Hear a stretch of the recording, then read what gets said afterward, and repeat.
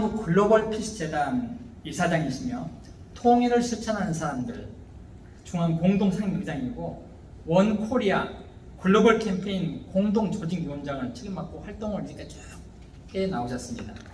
또 2019년도에는 민간 통일운동 유공자 대통령 표창도 받으시고 서울 서초 포럼이나 전국 시도에서 코리안 드림 비전 강의를 엄청나게 이제까지 해 나오시면서 특강을 해 나오셨습니다. 오늘 서인택 중앙 상임위원장님을 큰 박수로 저는 모시고 가능에 모시겠습니다.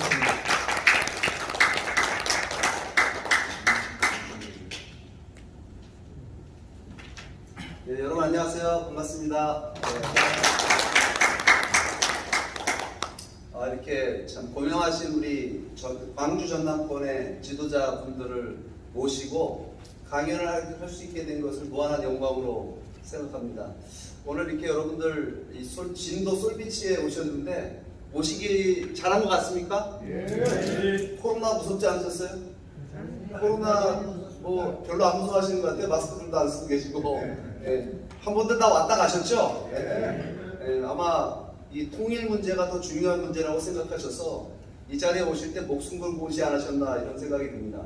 여러분들이 그렇게 큰 결심을 갖고 이 자리에 오셨는데 거기에 보답하기 위해서라도 제가 오늘 강연을 열심히 죄송합니다. 하도록 할 건데요.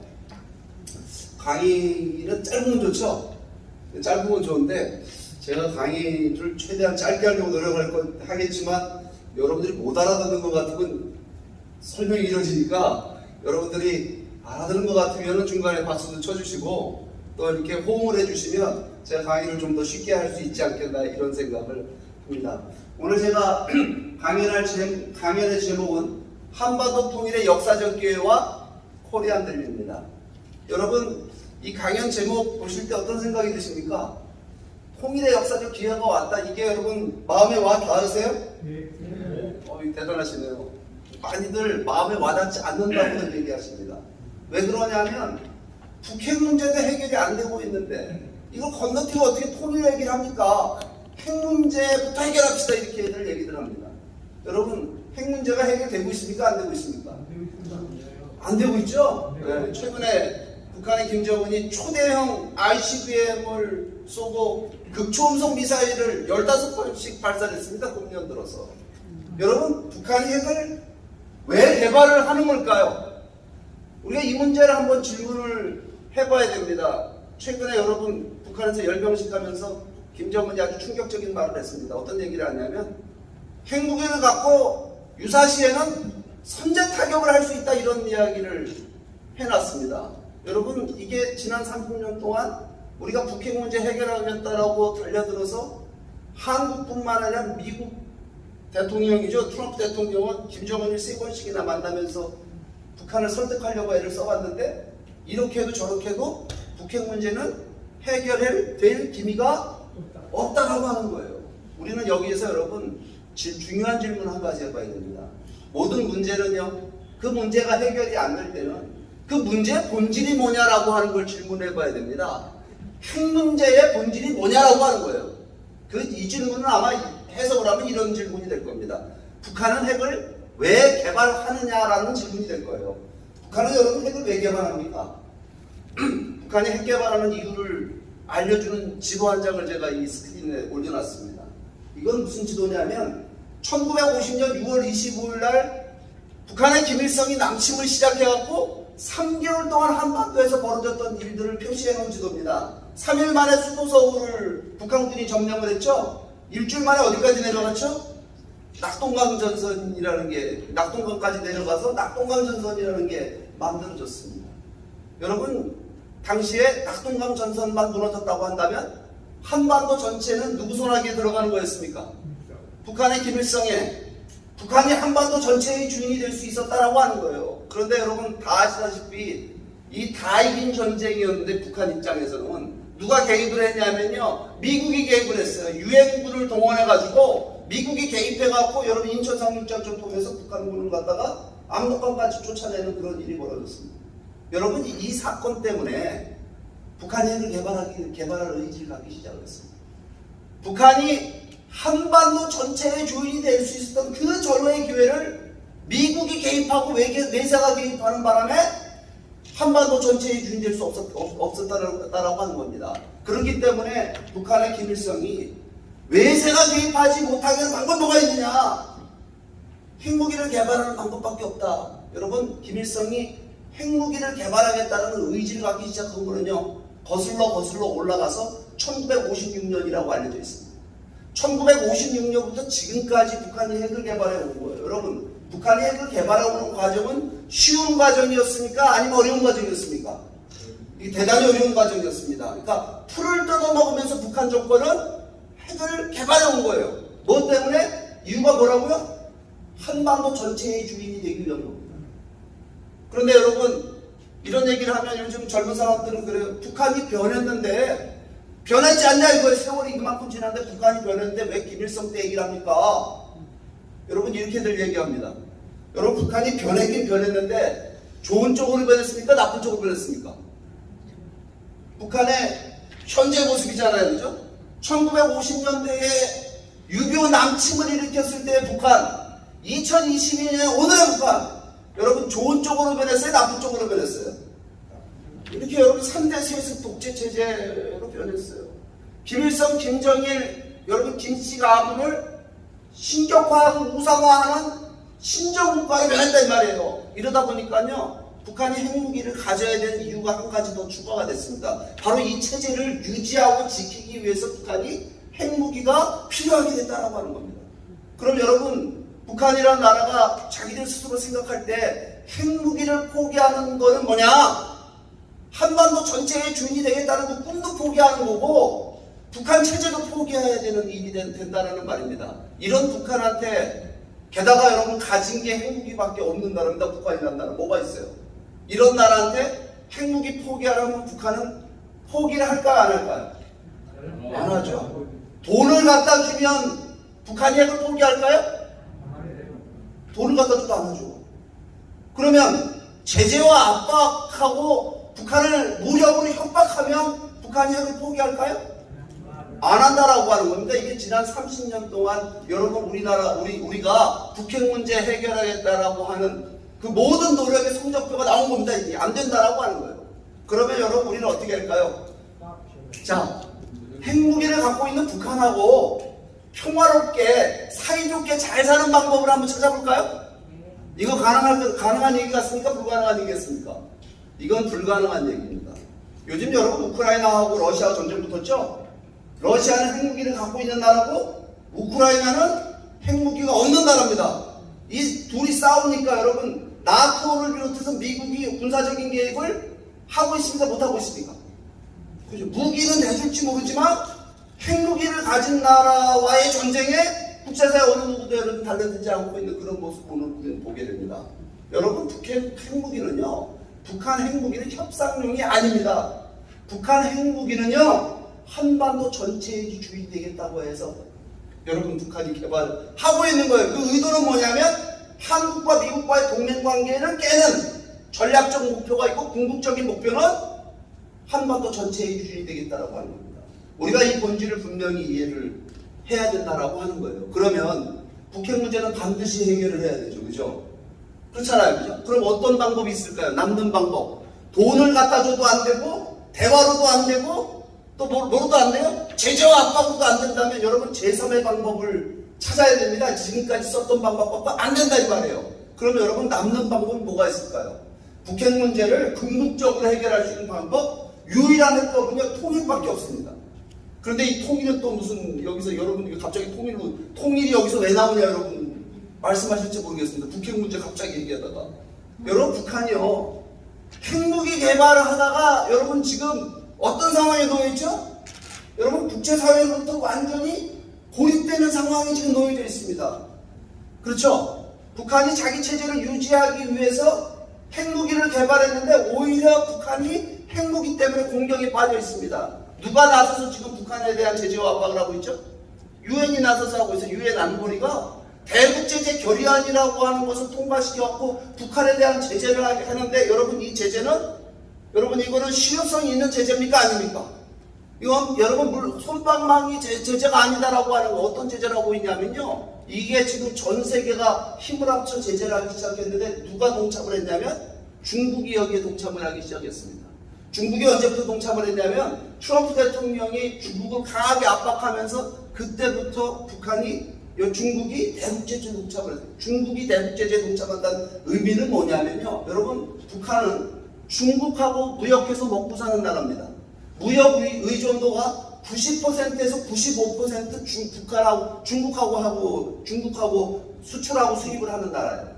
그러면 지금 중국이 대북제재 동참하면서 어떤 상황이 벌어졌냐면요.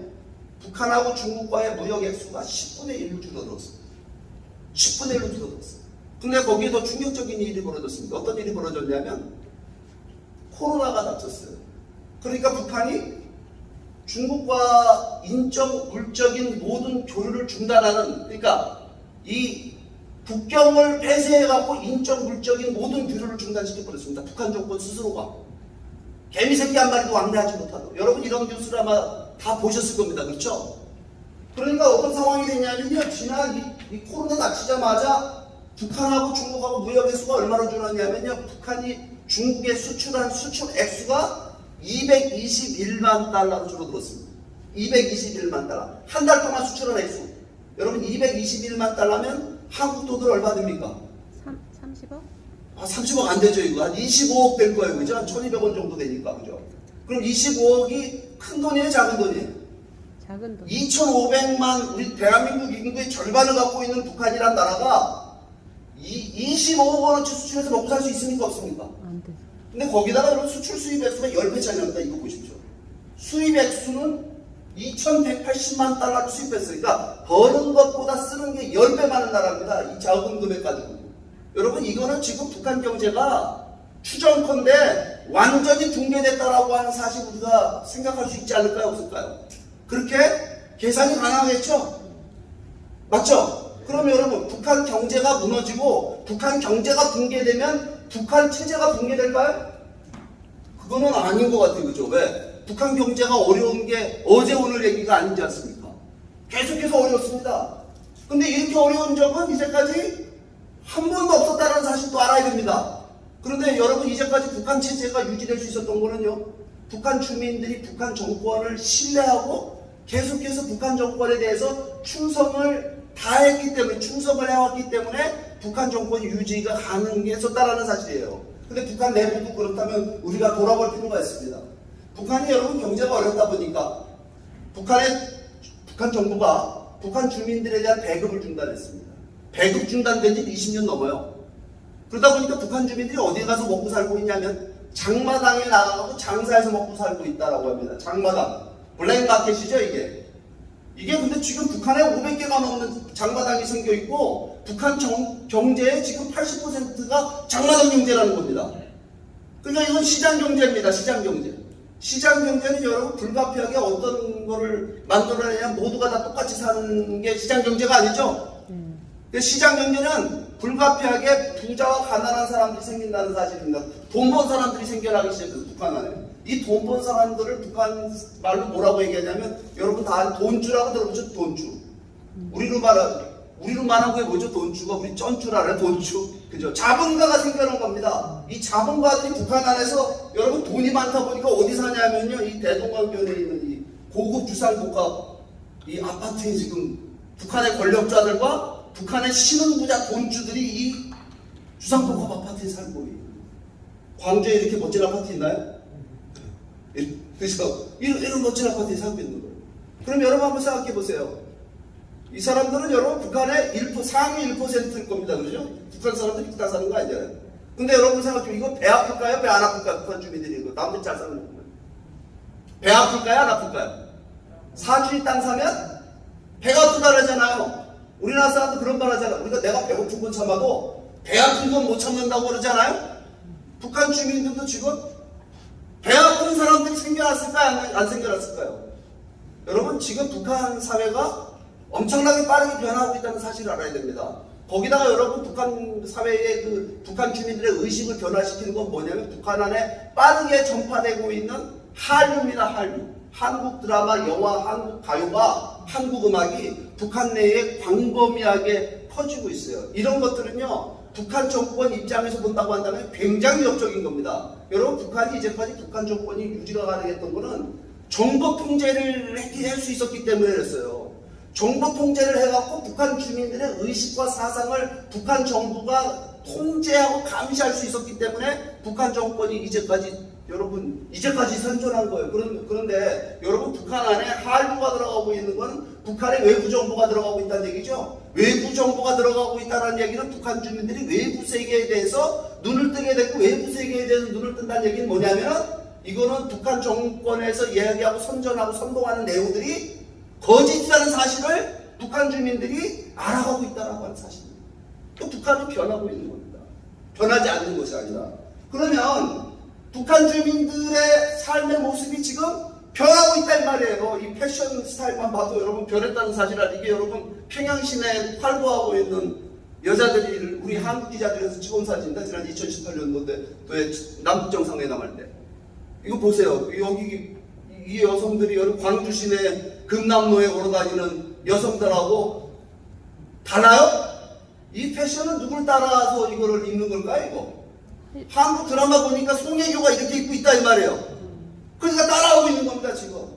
북한 주민들의 생각이 의식도 변하고 있고 생활도 변하고 있어요. 거기에 여러분 휴대폰이 600만 대가 지금 보급돼 있다는 외신 보도가 나오고 있습니다. 북한 안에 휴대폰이 600만 대. 북한 안에 장이 서고 있고, 북한 안에 외부 정보가 유입되고 있고, 그 외부 정보를 이 휴대폰을 통해 갖고 빠르게 북한 주민들이 의사소통을 커뮤니케이션 해간다는 이야기는, 이게 뭐죠? 북한 사회가 굉장히 빠르게 변하고 있다는 사실을 우리가 알게 됩니다. 그러니까 여러분, 북한 경제가 붕괴되고 북한 정권이 힘을 잃어가는 상황 속에 이런 변화들이라고 하는 거는 여러분 굉장히 중요하게 우리가 관측해야 되는 변화들인데, 이런 변화는 여러분 과거 우리 분단 70년 역사 속에 과거에 있었던 변화가 아니라는 사실을 알아야 돼요. 그런데 이건 북한 내부 얘기잖아요. 문제는 우리가 분단의 원인을 따져보면, 분단이 우리가 원해서 분단된 것이 아니라 국제사회가 우리를 갈라놨어요. 미국과 소련이, 그죠? 냉전이라고 하는 공산주의와 민주주의라는 이데올로기의 갈등 속에 한반도가 분단된 겁니다. 그러면 우리 주변 지금 지정학적인 문제, 한반도를 둘러싼 국제정세, 이거는 지금 어떤 상황이냐라고 하는 걸 돌아보는 것도 우리의 통일회가 있느냐 없느냐는 걸 따져볼 수 있는 중요한 문제라고 하는 겁니다. 근데 여러분, 요즘에 TV 틀면 맨날 뉴스에 나오는 얘기가 뭐죠? 미중 패권전쟁 얘기 나오죠? 미국과 중국이 뭐하고 있어요? 패권전쟁을 하고 있는데, 우리 한반도를 둘러싸고 지금 패권전쟁을 벌이고 있습니다. 근데 이 싸움을 우리가 어떻게 봐야 되느냐라고 하는 해석의 문제가 있습니다. 뭐냐면, 이제까지 한국 언론들이 뭐라고 보도했었냐면요, 초기에 이렇게 보도했어요. 이게 갑자기 중국이란 나라가 잘 사는 나라가 됐잖아요. 가난했던 중국이 부자가 돼갖고 미국의 턱밑까지 지금 추격하고 있다. 이게 G2가 돼갖고, 그 미국이 이게 배가 아파갖고 중국을 내리누르기 위해서 중국을 손보는 싸움이 바로 미중 패권 전쟁이고, 미중 패권 전쟁은 경제적인 싸움이다, 이렇게들 해석들 해왔습니다. 근데 이거는요, 미중 패권 전쟁의 현상만을 본 겁니다. 미중 패권 전쟁의 본질은 뭐냐면요, 오늘의 미국을 만든 미국인들이 추구하는 가치가 있죠.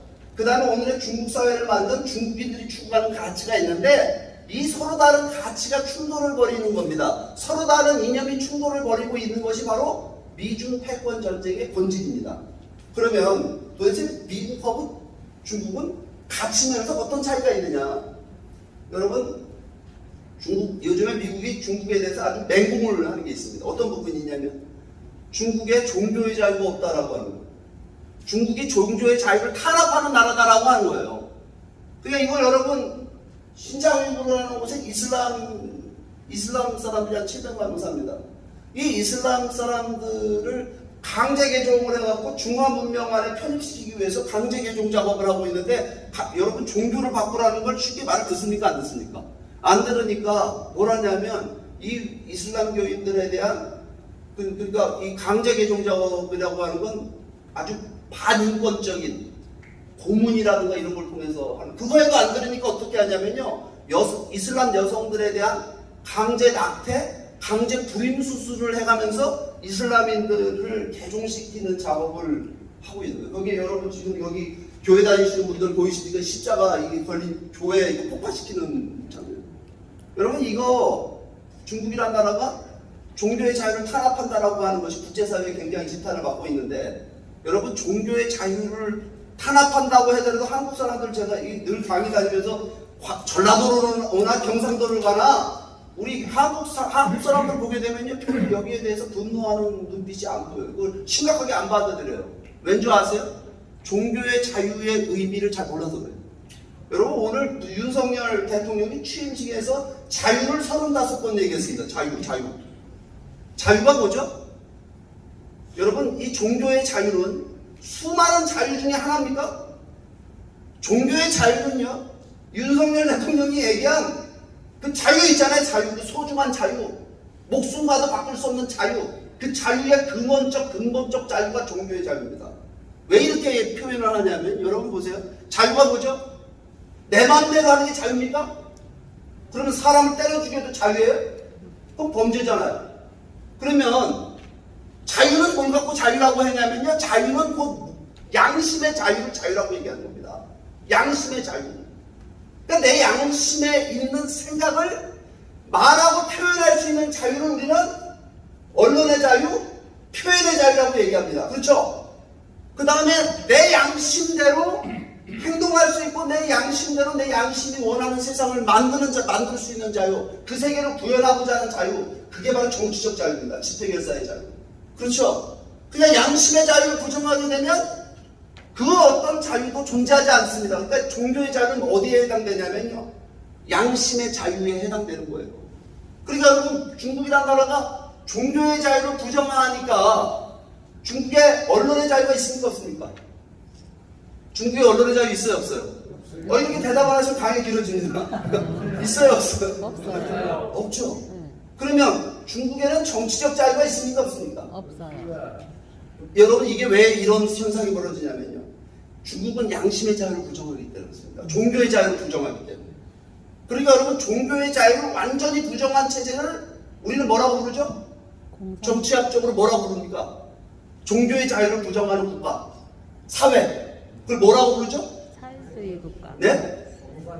공산국가. 예, 공산국가가 종교의 자유를 부정하죠. 뭐라고 얘기해야 되냐면요. 뭐 독재나 전체주의다 얘기하는데 가장 바람직한 표현은 뭐냐면 노예제 사회입니다. 노예제 사회.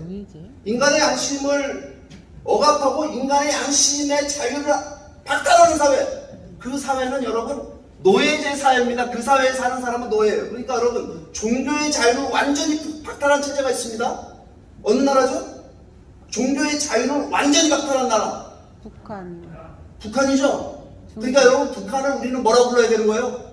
노예. 그 북한이 그래서 노예제 사회인 겁니다. 그걸 우리가 분명히 알아야 된다고 하는. 그런데 제가 중국의 종교 자유를 문제를 얘기하고 있는데 이거 별로 심각하게 생각 안 하고 끝까지 안 하려고 그래요. 왜? 근데 이게 굉장히 심각한 문제다는 사실이에요. 왜 그러냐면 여러분 중국이란 나라가 이게 여러분 저 아프리카나 저 중남미부터 우리로부터 멀리 떨어져 있는 나라입니까? 아니죠. 우리 바로 옆에 붙어 있는 나라죠. 이 중국이란 나라가 인구가 500만, 1000만 되는 조그만 나라입니까? 아니면 큰 나라입니까?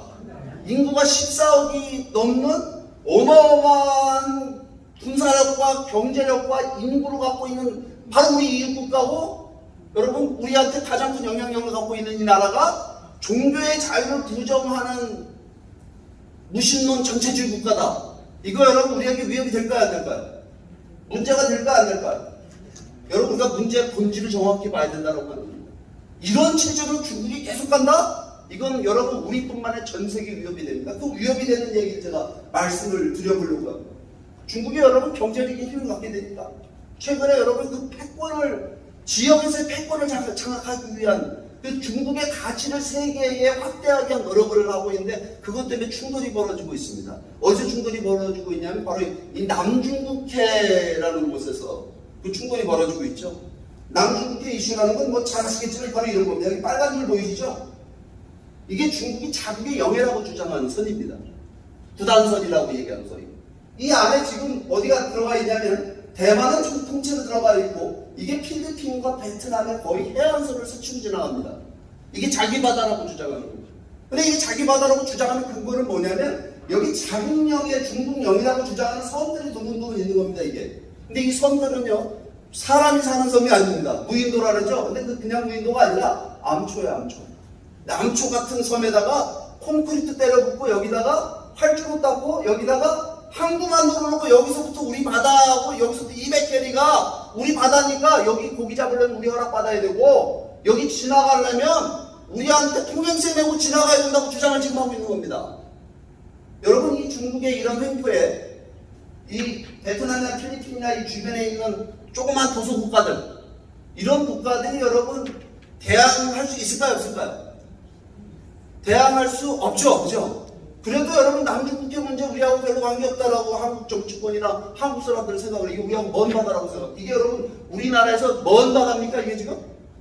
우리 상선이 다 이리 지나가지고 있어요.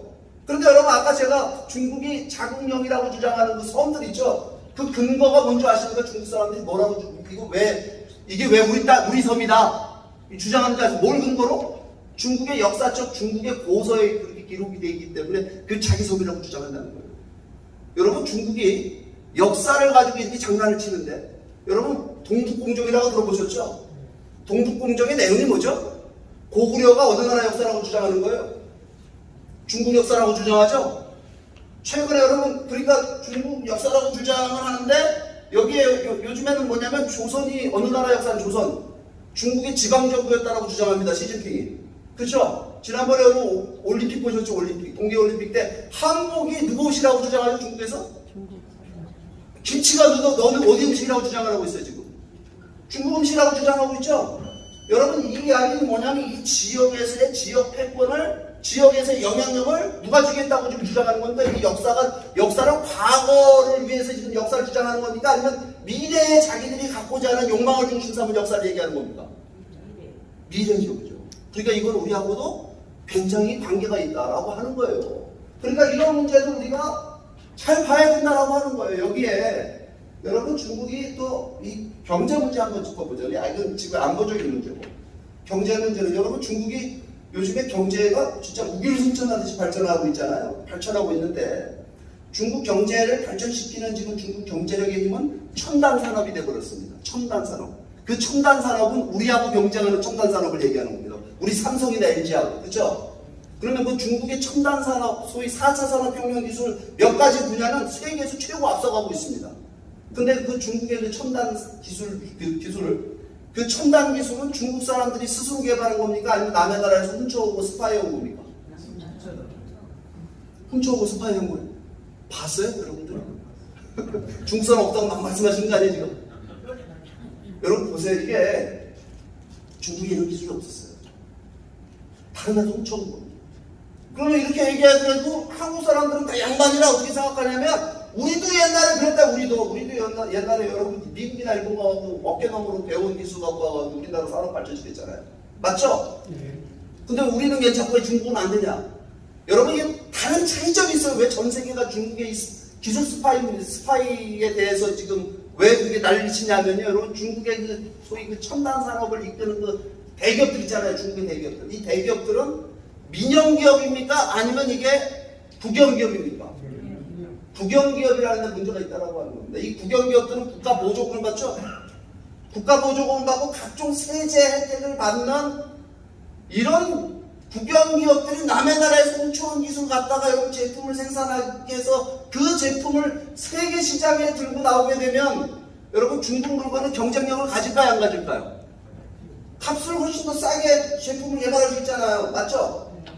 여러분, 이런 문제가 있다라고 하는 거예요. 근데 여기 또 한 가지가 문제가 있습니다. 어떤 문제가 있냐면요, 중국의 노동시장 문제입니다. 여러분, 중국은 이전의 자유가 없는 나라입니다. 이사갈 자유. 마음대로 이사를 못 가요. 이게 시골에서 농촌에서 태어나면 농촌에서 살다가 죽어야 되는 겁니다. 농사 일하다가. 그런데 이 사람들이 농사 짓다가는 밥 먹고 살기 힘드니까 도시로 나가서 일을 합니다. 도시로 나가서 일을 하는데 중국 정부가 허락을 안 하니까 이 사람들은 어떤 신분으로 일을 하냐면요, 불법 이주 노동자 신분으로 일을 하는 거예요. 그럼 여러분, 불법 이주 노동자 신분으로 일을 하면 월급을 제대로 받을까요, 못 받을까요? 월급을 여러분 2배, 3배 못 받습니다. 이거는 불법 이주 노동자는 한국도 못 받잖아요. 제대로 임금 못 받잖아요. 인권 탄압 당하고. 그런데 여러분 이 사람들을 중국에서 뭐라고 부르냐면 이걸 농민공이라고 부르는 농민공. 그럼 농민공 숫자가 얼마냐? 농민공 숫자가 자그마치 3억입니다. 3억. 대한민국 인구의 6배의 숫자가 지금 저임금 근로자로 말하자면 노동 약탈을 당하고 있는 거예요. 그러니까 중국 경제가 어떻게 발전한 거냐? 경제학자들, 어떤 경제학자들이 중국 경제는요, 중국을 내부 식민지화를 통해서 경제 발전을 시킨 거랍니다. 내부 자국인들의 인권을 유린하고 이 자국인들의 노동 약탈을 통해 갖고 경제를 발전시킨 게 오늘의 중국 경제다라고 얘기들을 합니다. 그럼 여러분 생각해 보세요. 이 국영기업들, 국가 보조금을 받는 국영기업들이 남의 나라에서 기술 연구 개발에도 돈도 안 쓰고 남의 나라에서 훔쳐온 기술 갖다가 이 값싼 노동력을 활용해서 제품을 생산하게 되면 그 제품이 세계 시장에 나오면 어떻게 될까요? 여러분 삼성이나 LG나 현대나 우리나라 대기업들이 경쟁이 될까요? 안 될까요? 중국하고. 안 돼. 그 우리나라만 이게 문제가 될까요? 미국은요? 유럽은요? 자유시장 경제를 추구하고 있는 모든 나라들은 중국하고 경쟁이 됩니까? 안 됩니까? 이게 지금.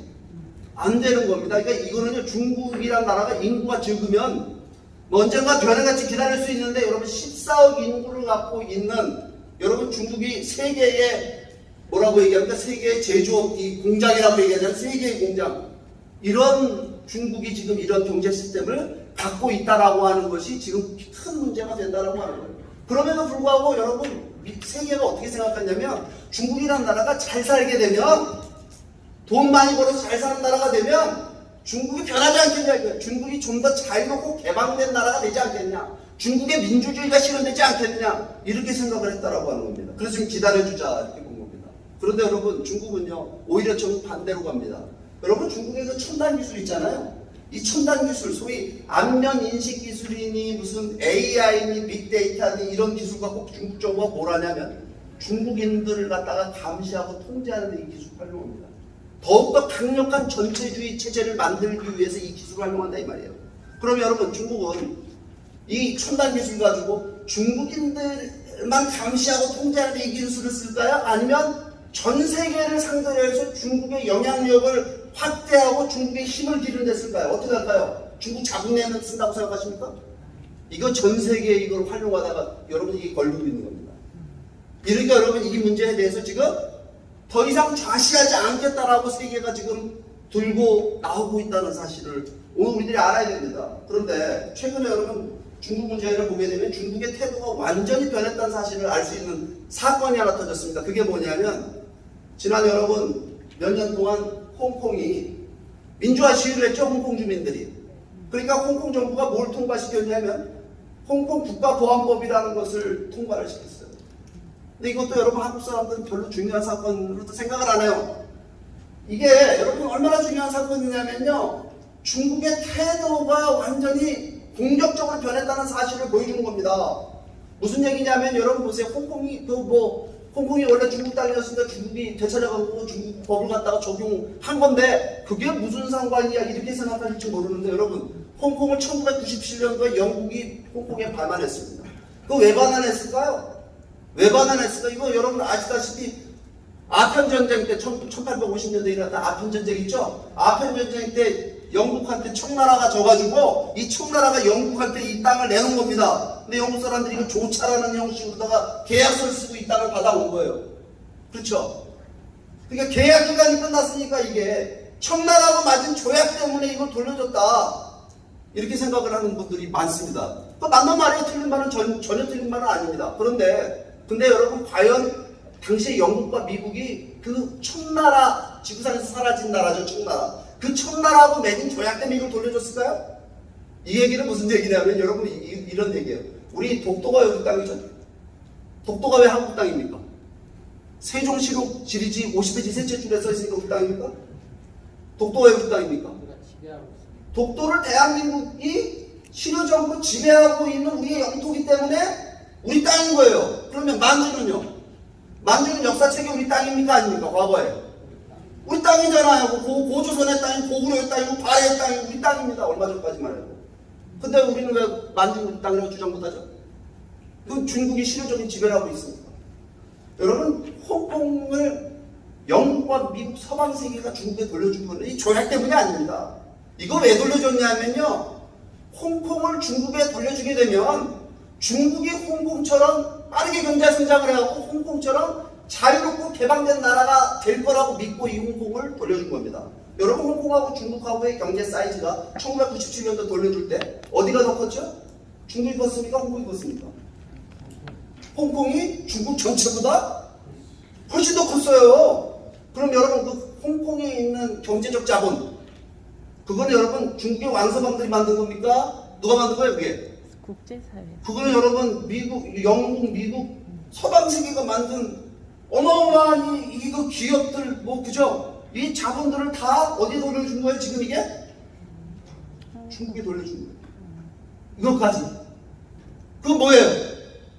이게 의도가 뭐냐면 이 홍콩을 돌려주게 되면 중국이 홍콩처럼 빠르게 경제 성장을 해서 자유롭고 개방되고 민주화된 나라가 되기를 바라서 이 홍콩을 돌려준 겁니다. 그런데 여러분, 홍콩 정부가, 중국 정부가 홍콩의 국가보안법을 통과시킨 것, 그 국가보안법은 중국법입니다. 중국법을 적용시킨 거는 홍콩이 중국된 겁니까? 중국이 홍콩된 겁니까? 어떻게 된 거예요, 이게 지금? 중국이 홍콩된 거예요? 홍콩이 중국된 거예요? 홍콩이 중국인 거. 홍콩이 중국된 거예요.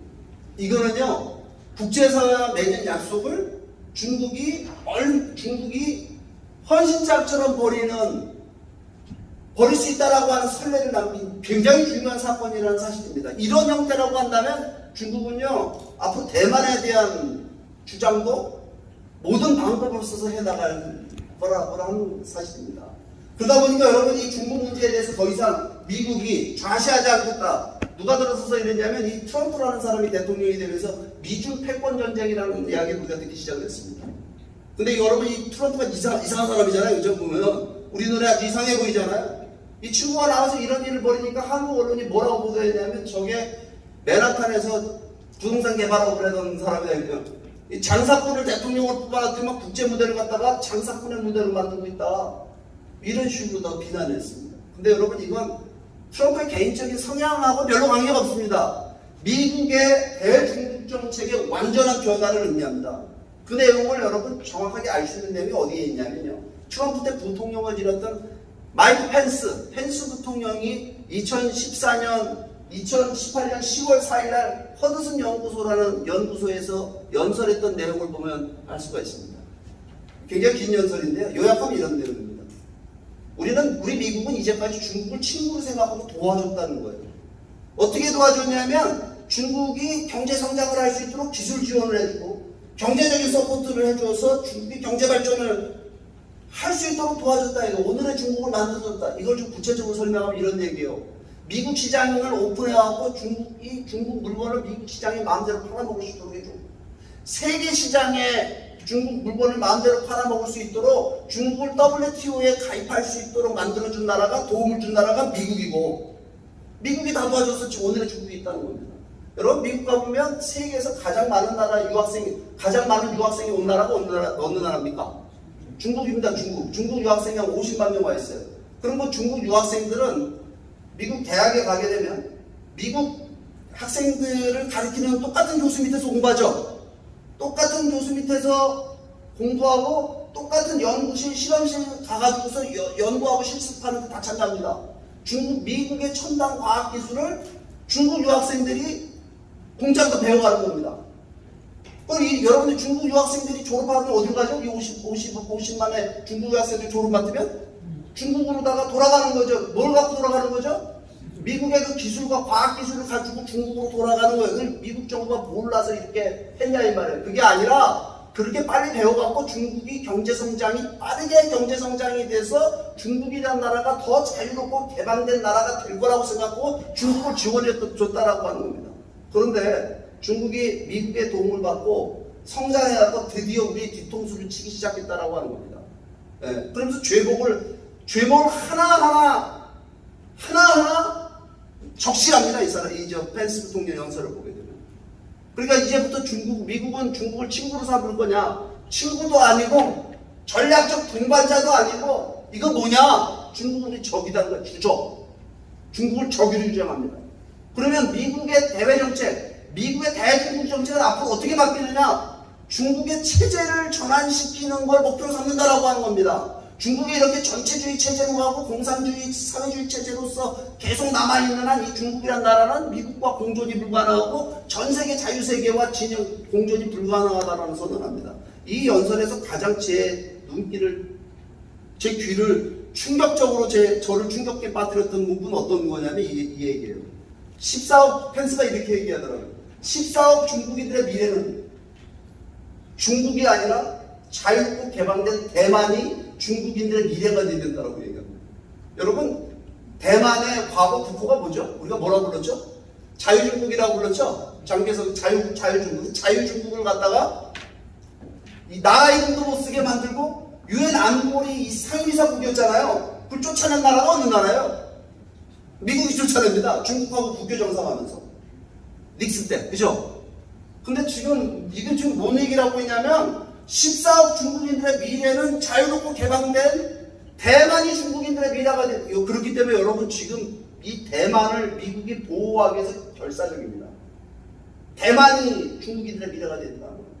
이게 지금 여러분 미중 패권 전쟁의 본질을 제가 여러분들한테 설명해요. 이건 뭐냐면 가치 문제가 있다라고 하는 겁니다. 병립할 수 없는, 양립할 수 없는 가치 문제. 그러다 보니까 여러분 지금 미국은요 중국을 완전히 군사적으로 포위하기 시작했어요. 군사적으로 포위하는데 여러분 군사력을 보게 되면 미국하고 중국하고 군사력은 어디가 더 세죠?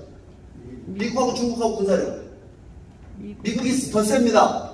국가 그냥 1대1로 비교해도. 근데 여러분 중국하고 미국의 차이가 있어요. 군사력에서 어떤 차이가 있냐면 미국에게는요 동맹국가들이 있으니까 그 동맹국가들은요 전 세계 잘 사는 나라는 다 미국의 동맹국가입니다.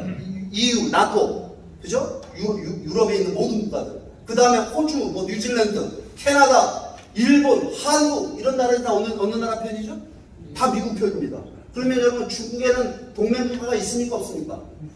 있죠. 어디죠?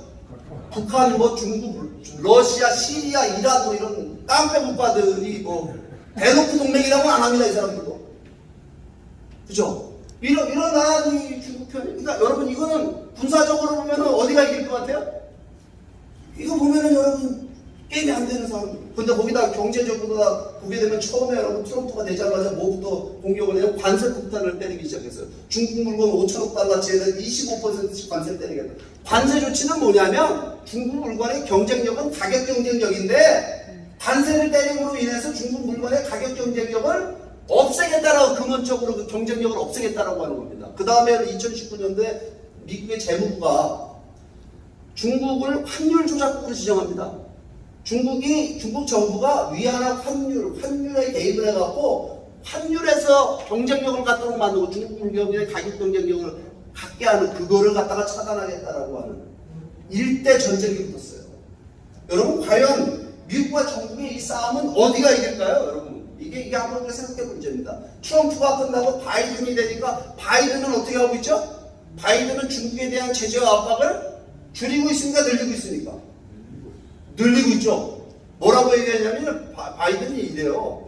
바이든을 갖다가 트럼프가 친중파라고 공격했습니다. 선거 때.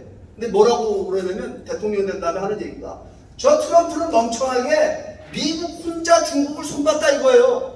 왜 미국 혼자 하냐 이거예요. 자유민주주의 시장경제를 공유하고 있는 모든 국가들이 힘을 합쳐서 중국을 손봐야 된다. 그러니까 다자주의적 접근 방식을 통해 중국을 손봐야 된다. 이렇게 나서기 시작했어요. 그 다음에 또 뭘 얘기하냐면요. 경제 문제, 안보 문제만 갖고 중국을 공격하면 안 되고 어느 문제를 들고 나와야 되냐면 가치 문제를 가지고 이거를 전면에 세워서 중국을 공격해야 돼. 그 가치 문제란 뭐냐면 인권 문제를 얘기합니다. 인권 문제. 지금 미국의 민주당 정부는요. 인권 문제를 앞장세운 지금 중국 압박 작전을 지금 하고 있어요. 여러분 이런 내용들 뉴스 통해 보고 계시죠? 그러니까 제가 질문 드리는 거예요. 미국과 중국의 싸움은 어디가 이길까요? 이 싸움 어디가 이길까요?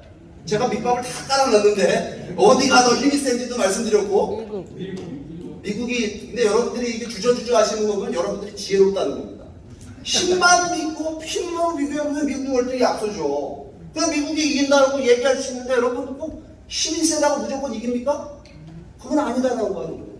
여러분 미국하고 중국하고 이 외적인 힘을 보게 되면 당연히 여러분 군사적이든 경제적이든 미국이 앞섭니다. 월등히 앞서요. 근데 문제는 뭐냐면 미국엔 약점이 있어요. 어떤 약점이 있냐면요. 미국은 4년마다 대통령을 뽑는 나라입니다. 그죠?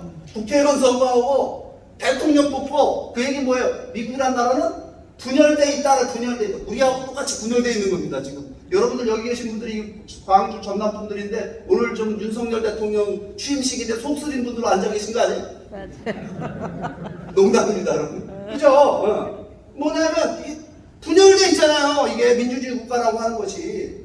그러니까 여러분, 그런데 중국은 어떤 나라예요? 일당 독재 국가고 당이 명령하면 까려면 까는 나라가 중국입니다. 그러니까 여러분 미국하고 중국하고 싸움이 어디가 이길 것이냐라고 하는 건 우리가 쉽게 예단하기는 쉽지 않다라고 하는 겁니다. 그러면 제가 또 한 가지 질문을 드릴게요. 그럼 미국과 중국의 싸움은 어디가 이겨야 될까요? 어디가 이겨야 될까요, 여러분? 이거? 미국. 왜죠? 왜 미국이 이겨야 되죠? 여러분 통일 문제를 놓고 한번 생각을 해보자고요. 통일을 통해서 실현되고자 하는 나라는 중국 같은 나라입니까? 아니면 미국 같은 나라예요? 종교의 자유를 부정하는 전체주의 중국 같은 나라가 우리가 통일을 통해서 실현하고자 하는 나라에 미국 같은 나라입니까? 물론 미국도 문제가 많은 나라입니다. 문제가 엄청 많은 나라인데 종교의 자유를 보장하고 자유민주주의라는 체제를 가진 미국이 여러분 우리의 동맹이고 그 다음에 우리가 통일을 통해서 실현하고자 하는 나라라고 하는 거는 여러분 그건 굉장히 중요한 사실이죠. 맞죠? 맞는 것 같으면 박수 한번 쳐주세요. 우리가 그 관점에서 미중 패권 전쟁을 봐야 돼요. 왜냐하면 미중 패권 전쟁은 우리가 통일을 실현하는 데 있어서 굉장히 중요한 싸움판이라는 사실을 현장이라는 사실을 우리가 알아야 됩니다. 이렇게 미중 패권 전쟁이 벌어지고 있는 상황 속에 지금 무슨 일이 벌어졌냐면 지난 2월 24일에 러시아가 우크라이나를 침공했습니다. 압도적인 군사력으로 러시아가 우크라이나를 3일 만에 모든 세계 군사 전문가들이요 3일 만에 러시아가 우크라이나의 항복을 받을 수 있다고 생각했습니다. 그런데 무슨 일이 벌어지고 있죠? 반전이 벌어졌잖아요. 지금 며칠 됐죠? 지금 러시아 우크라이나 2월 24일이니까 지금 몇 개월 지났습니까? 이거 지금 3개월이 다 가도록 100일. 러시아가 우크라이나에서 들어가서 완전히 졸전을 하고 연전 연패하고 있습니다. 우크라이나가 연전 연승을 하고 있어요. 거의 지금. 그런데 여러분 이거를 우리가 예상하지 못했어요. 왜 예상을 못했냐면 군사적인 힘만 보게 되면 러시아가 세계 제2의 군사 대국인데 지금 이게 지금 상황 변화가 뭐 때문에 벌어졌냐면 우크라이나 시민들이 결사항전을 했기 때문에 지금 이 판이 완전히 바뀌었습니다. 그 젤렌스키라는 대통령이 그 우크라이나 국민들을 탄압시켰잖아요. 그죠? 그러니까 한국 사람이 젤렌스키라고 안 하더라고요. 잘난 새끼라고 해요.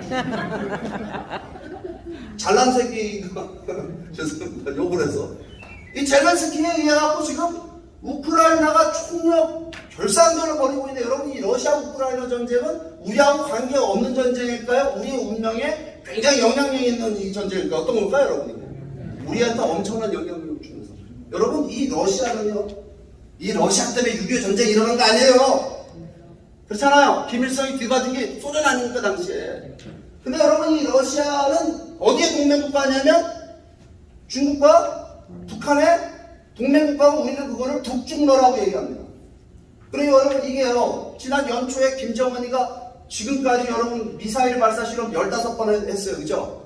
15번 했는데 극초음속 미사일이라는 거 쐈죠? 마 10으로 날아가는 미사일 요격이 불가능한 거.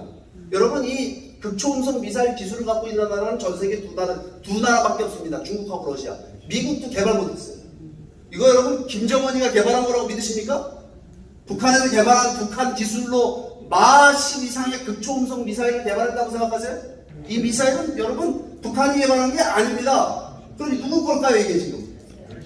러시아 내지는 중국 건데 그 중국 거라고 보는 사람도 있고 러시아 거라고 보는 사람도 있더라고요. 그럼 이건 뭐 한 거냐면요 중국이나 러시아가 북한 땅에 와갖고 이거 도발한 겁니다. 이거는요 중국, 러시아, 중국은 여러분 잘 아시다시피 지금 대만 노리고 있잖아요. 대만. 만약에 푸틴의 의도대로 러시아가 우크라이나를 3일 만에 함락했다. 그러면요 미국은 여러분 미국이나 나토 서방 세계는 우크라이나 문제 아무것도 한 게 없는 입장이 됩니다. 그러니까 미국은 국제사회의 리더십을 잃어버리게 되고요. 이 아시아에 배치됐던 미군 전력은 어디로 옮겨야 되냐면요. 미국의 보다 더 중요한 지역이 어디냐면 바로 유럽입니다. 이 유럽을 지키기 위해서 이 아시아에 배치됐던 미군들이 어디 갈까요? 유럽으로 갈 겁니다. 나토로다가 가게 될 거예요. 그렇게 되면 힘의 공백이 생길 뿐만 아니라 미국의 국제적 리더십이 땅에 떨어지게 되는 거예요. 이거는 여러분 누구한테 기회가 되느냐?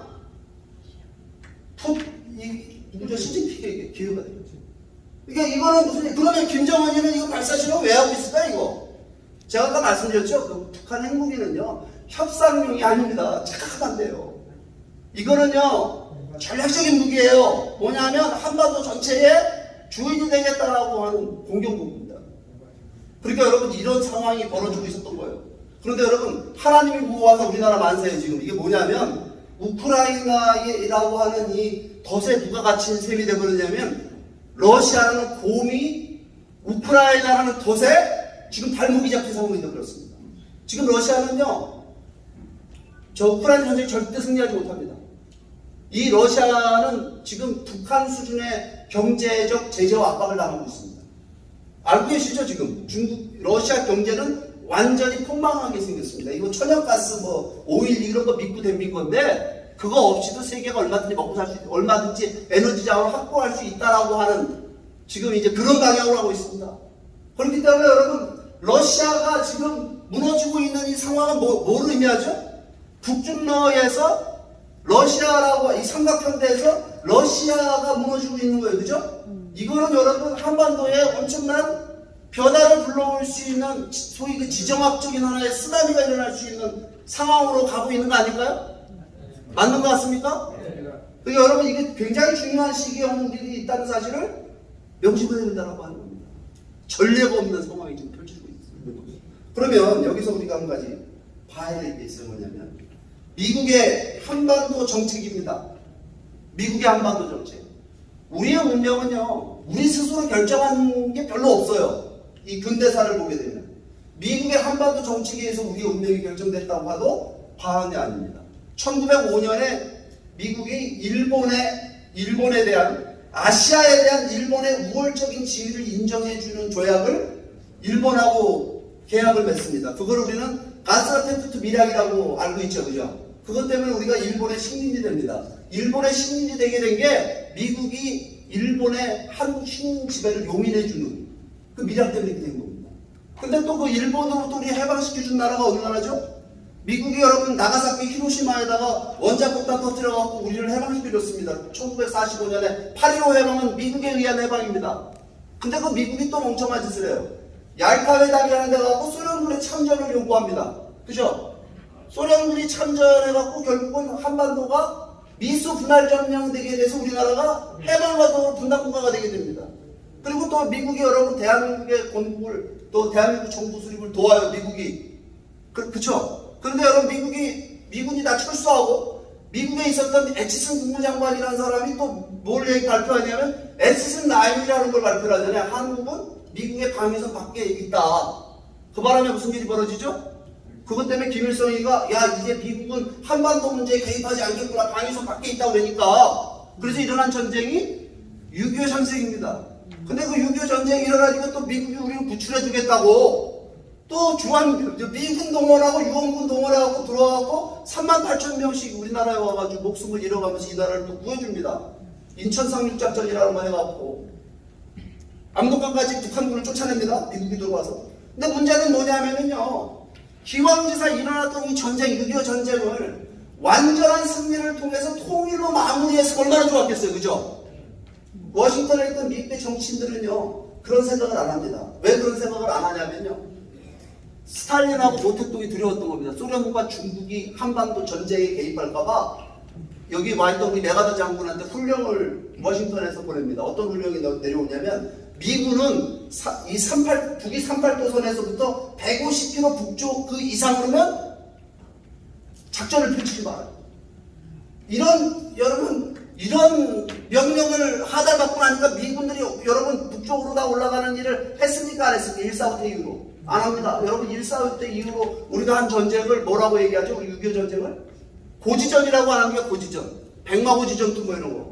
여러분 세계 전쟁사에 산불이 따먹는 전쟁을 한 나라가 있으면 나와보라래요. 이거 왜 이렇게 됐냐면요.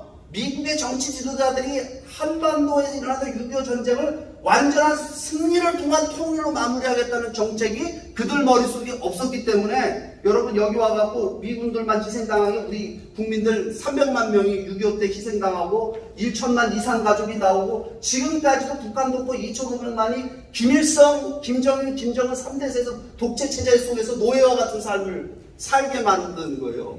맞아요, 틀려요? 그리고 이거 보게 되면 여러분 미국이라는 나라가 우리 입장에서 보면 밥 맞는 역사 이래 미국처럼 고마운 나라는 없잖아요. 그잖아요. 미국이 뭐 우리 경제 발전 이렇게 할 수 있도록 우리 도와줘. 우리의 안보 지켜줘. 미국, 그잖아요. 미국이 얼마나 고마워. 우리 해방시켜줘. 6.25 때 구출해줘. 근데 여러분 미국의 한반도 정책이 언제나 우리의 이익에 부합된 것은 아니었다는 사실을 우리가 역사적으로 우리가 돌아보게 됩니다. 맞죠? 그러면 제가 오늘 이야기를 왜 할까요? 오늘 현재에 대한 질문을 여러분들 앞에 드리려고 하는 겁니다. 오늘날 미국의 한반도 정책은 올바른 정책이냐라고 하는 겁니다. 여러분 어떻게 생각하세요? 오늘날 미국의 한반도 정책은요. 미국의 한반도에 대한 관심, 최대 관심은 뭐냐면 북핵 문제를 해결하는 겁니다. 북핵 문제를 해결하겠다고 이 사람들이 이름을 정했어요. CVID라고. 완전하고 검증 가능하고 불가역적인 핵폐기. 이야기 많이 들으셨죠? CVID. 근데 여러분 이거는 올바른 정책일까요? 아닐까요? 여러분 북한에서 핵 문제만 요거만 따뜻해서 해결할 수 있는 길이 있을까요? 없을까요? 북한 체제를 그냥 놔두고 김정은 체제를 그냥 놔두고 핵 문제만 이것만 따뜻해서 해결할 방법은 없다라고 하는 거예요. 왜 그러냐면 이거는 이제 무슨 얘기냐면 모든 문제를 해결하려면요. 본질적인 문제, 근원적인 문제를 해결해야만 현상적인 문제가 해결이 가능합니다. 핵 문제는 현상적인 문제입니까? 본질적인 문제입니까? 핵 문제는 현상적인 문제지 본질적인 문제가 아니에요. 전체 문제가 아니라 이거는 부분적인 문제예요. 그러니까 이 현상적이고 부분적인 문제만을 해결하려고 하면 전체 문제를 해결할 수 있는 기회와 타이밍을 놓칠 수 있고 그 방법론을 찾을 수가 없다는 사실을 우리가 알아요. 그러니까 미국의 대외 정책은요. 우리가 과거 역사를 걸어보면 실패한 사례들이 얼마든지 있어요. 미국 대외 정책이 실패한 사례. 가장 여러분 그 실패한 사례의 대표적인 사례가 뭐냐면 월남전입니다. 베트남전.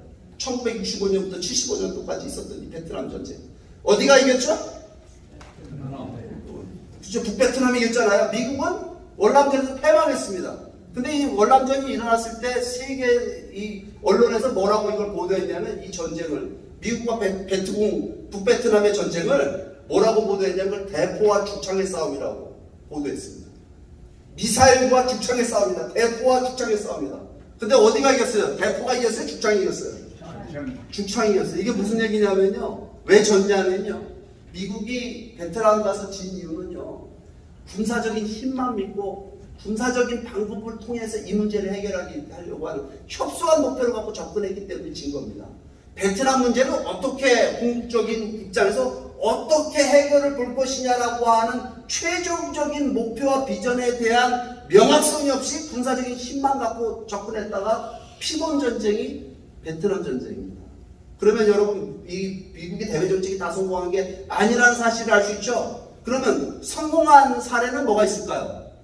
성공한 사례의 대표적인 사례는 이 마샬 플랜이라는 게 있습니다. 많이 들어보셨을 겁니다. 마샬 플랜. 이 마샬 플랜은 뭐냐면 1945년 2차 세계대전이 끝났을 때 히틀러에 의해서 유럽이 완전히 잿더미가 되고 유럽 경제가 완전히 다 잿더미가 되어버렸습니다.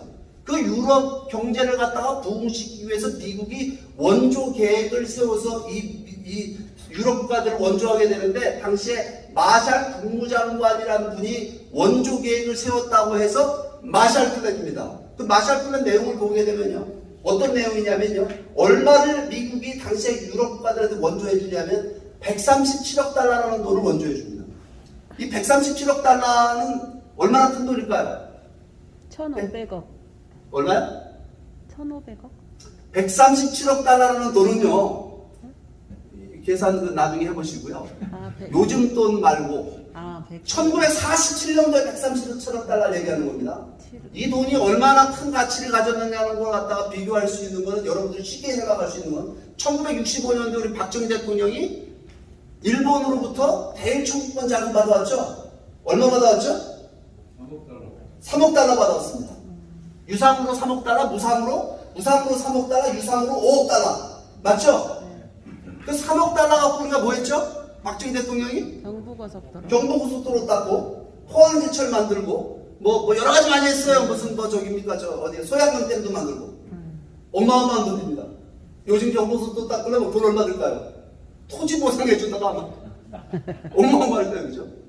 근데 3억 달러 갖고 여러분 대한민국 경제 발전에 근간을 닦았습니다. 근데 그거는 1965년이고 1947년도에 137억 달러 그러니까 이건 천문학적인 돈입니다. 미국 재정의 40%를 유럽 국가들의 원조에 됩니다. 근데 이 돈을 나눠주는데 미국이 산타크로스처럼 이 돈을 나눠주잖아요. 나눠줄 때 조건을 내봅니다. 이 돈을 받을 수 있는 자격 조건이 뭐냐? 어떤 조건을 줄 아세요? 이런 조건을 내버려요. 자유민주주의 시장경제를 받아들인다라고 하는 거에 합의한 국가들의 이 돈을 주겠다는 겁니다. 목표가 뭐였냐면 마샬 플랜의 목표는 뭐냐면 자유민주주의 시장경제의 확대와 실현입니다.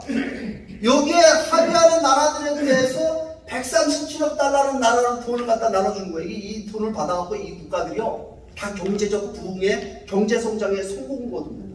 이 137억 달러를 당시에 나눠주던 경제기구가 유럽에 탄생이 됩니다. 돈 나눠주는 원조를 나눠주는 기구. 그 이름이 뭔지 아십니까? 15조. 그 돈을 나눠주는 그게 바로 OECD입니다. OECD. OECD. 경제개발협력기구 그러잖아요.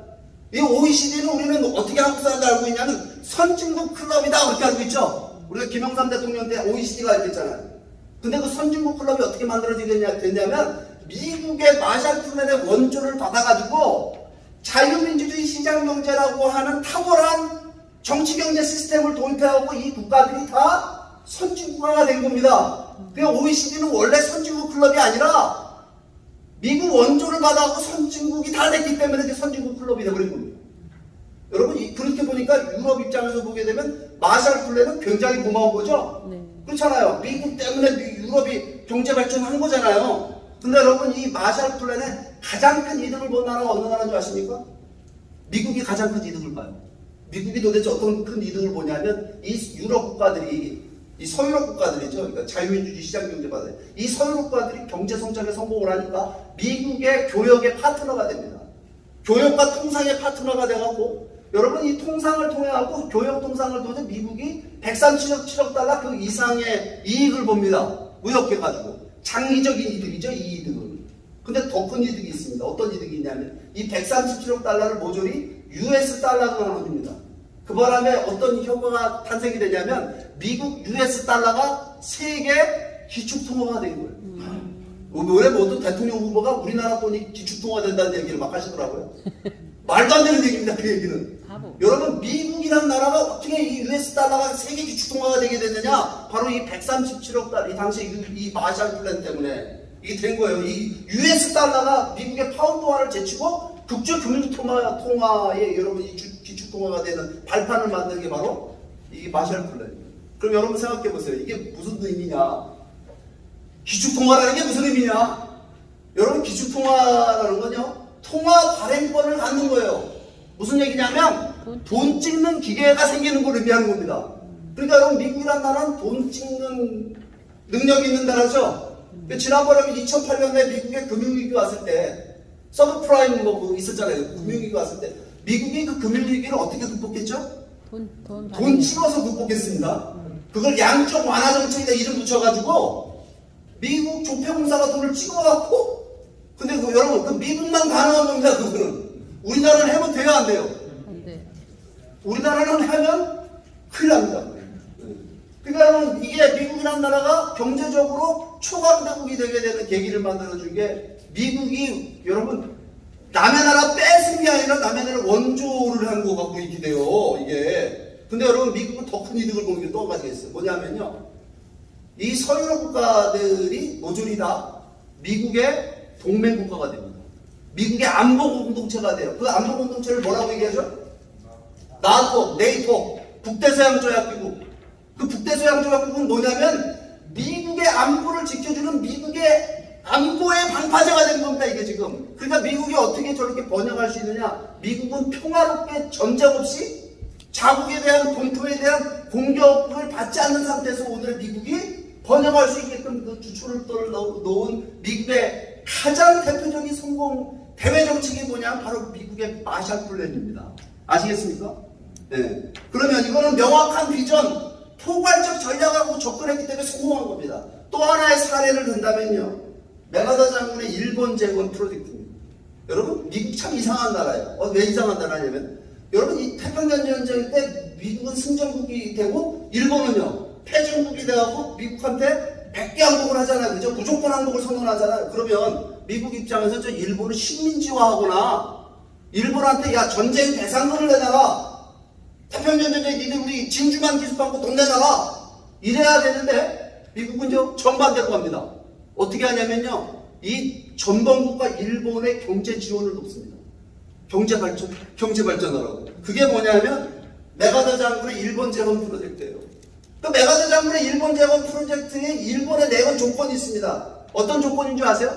이 조건만 합의해주면 니들한테 전쟁 배상금 물리지 않고 오히려 경제 지원해주겠다. 그게 뭐냐면은 니들이 전체주의, 일본의 군국주의, 제국주의적 야망을 버리고 자유민주주의 시장 경제를 도입한다고 한다면 일본에 대한 경제 지원을 하겠다라고 하는 게 바로 여러분 메가더 장군의 일본 재건 프로젝트입니다. 그거를 일본이 합의하죠. 그러니까 여러분 생각을 해보세요. 일본이란 나라가 이것 때문에 여러분 경제 발전을 해요. 미국이, 여러분 일본이 한때 세계 제2의 경제대국이 됐었잖아요. 지금 밀려도 3위입니다. 중국한테 밀렸지만. 일본 대단한 나라입니다. 경제적으로. 그렇죠? 그럼 오늘의 일본의 저 경제력은 누구 때문에 갖게 된 거예요?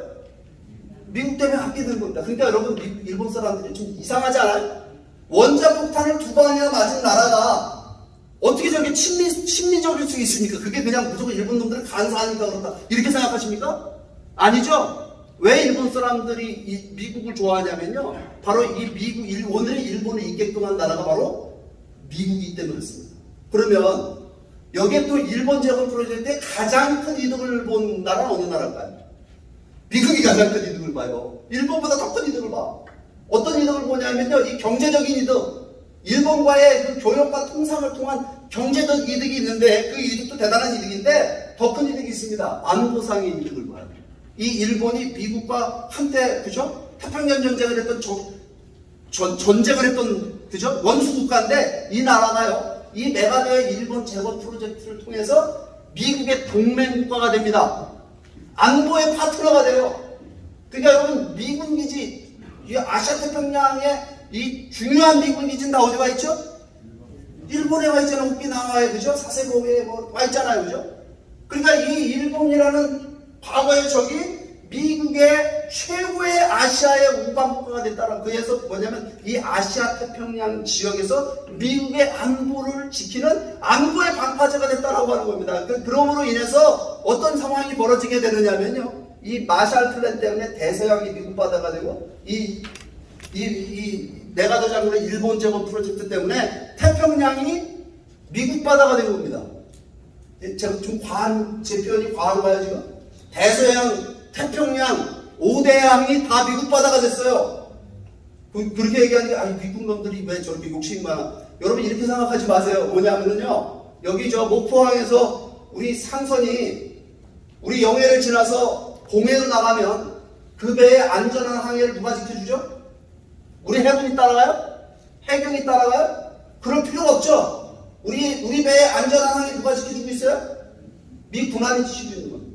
미국이 만든 국제법과 해양법에 의해서 안전하게 항해할 수 있는 시대가 열린 거예요. 그럼 안전하게 항해할 수 있는 시대가 열렸다. 언제부터 이렇게 됐냐면 2차 세계대전이 끝나면서 미국이 주도하는 세계가 되면서 안전하게 항해할 수 있는 시대가 열린 거예요. 그러면 안전한 항해는 뭘 할 수 있는 시대가 열린 거죠? 여러분 통상과 교역, 무역이라고 하는 것이 어디서 벌어지죠? 바다에서 벌어지죠? 그걸 뭐라고 얘기합니까? 그걸 해상교역이라고 얘기하죠? 자유로운 해상교역의 시대가 열린 걸 의미합니다. 그 자유로운 해상교역의 시대에서 이득을 본 나라들이 있죠? 어느 나라가 이득 봤을까요? 다른 나라 얘기하지 말고 우리나라. 우리나라가 여러분 삼면이 바다고 부전자원이 하나도 없는 나라인데 뭐에서 이렇게 경제대국이 됐죠? 무역해서가 된 겁니다. 그럼 무역이 다 어디서 우리의 무역이 다 어디서 이루어졌습니까? 바다에서 이루어진 겁니다. 그러니까 이거는요, 이 미국의 마샬 플랜과 메가더 이 일본 제공 프로젝트는요, 미국과 이 해당 국가들에만 이득을 준 것이 아니라 전 세계의 평화 번영에 엄청난 이득을 가져다 줍니다. 굉장히 성공한. 미국이 실패한 게 더 많은데 그 중에서 성공한 거예요. 아프가니스탄 이런 데 가서 작살나고 나오잖아요. 꼭 성공만 하는 거 아니에요. 근데 그 중에서도 가장 성공한 전략, 이 세계의 운명을 바꾼 사건이다라고 하죠. 그럼 오늘 제가 여러분들 앞에 왜 미국 얘기를 잔뜩 하고 있을까요? 미국의 한반도 정책이 무엇이냐라고 하는 걸 묻고 있는 거죠. 올바른 정책이 뭐냐? 여러분, 미국의 한반도 정책이 월남전 같은 정책이 돼야 될까요? 아니면 마샬 플랜 같은 정책이 돼야 될까요? 여러분 어떻게 생각하십니까? 그러니까 군사적인 힘만 가지고 북핵 문제 해결하겠다는 방법이 아니라 이 마샬 플랜처럼 한반도 문제에 대한 명확한 비전을 가지고 장기적 전략을 가지고 북핵 문제를 포함해서 한반도의 분단 문제를 영원히 종식시킬 수 있는 그러한 영구적인 평화의 길을 찾는 전략이 돼야 되지 않을까요? 박수 한번 치시자고 그러죠.